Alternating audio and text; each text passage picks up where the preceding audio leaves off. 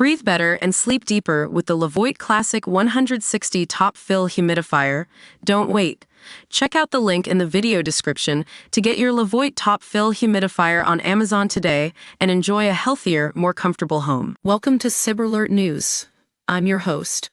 Today we're going to talk about a growing threat that's affecting not just individuals but entire nations: cyberattacks on critical national infrastructure.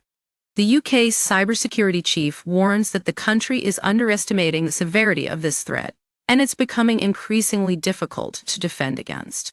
The UK's NI, or critical national infrastructure, relies heavily on digital systems, making them a prime target for cybercriminals and hostile state actors. These networks are not just vulnerable to cyber threats, but they can also be used as a form of invasion, giving hackers control over public services and sensitive data.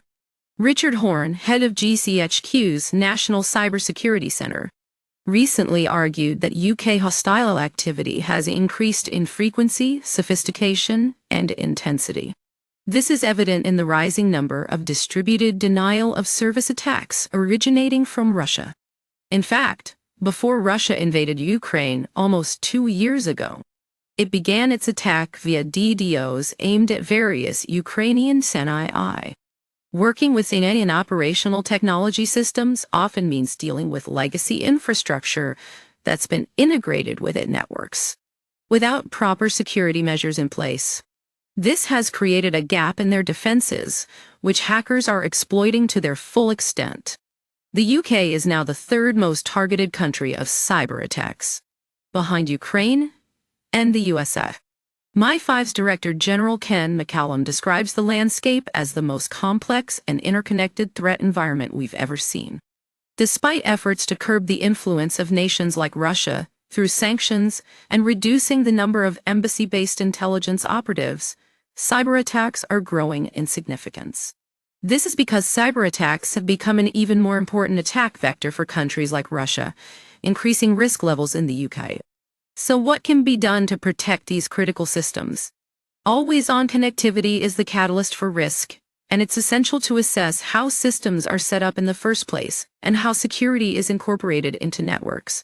It's time for NI organizations to rethink their always-on status.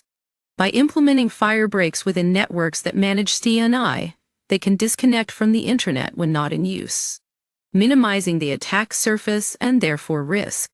Building a properly layered defense on top of a Layer 1 foundation of physical air gapping gives total control over the infrastructure that's constantly under threat of attack. A successful breach can have far-reaching consequences, including an impact on public safety. Ultimately, the ability to disconnect and reconnect networks will protect CNI from cyber attacks, no matter who is behind them. That's all for today's Cyberalert News. Stay safe online, and we'll see you in the next episode.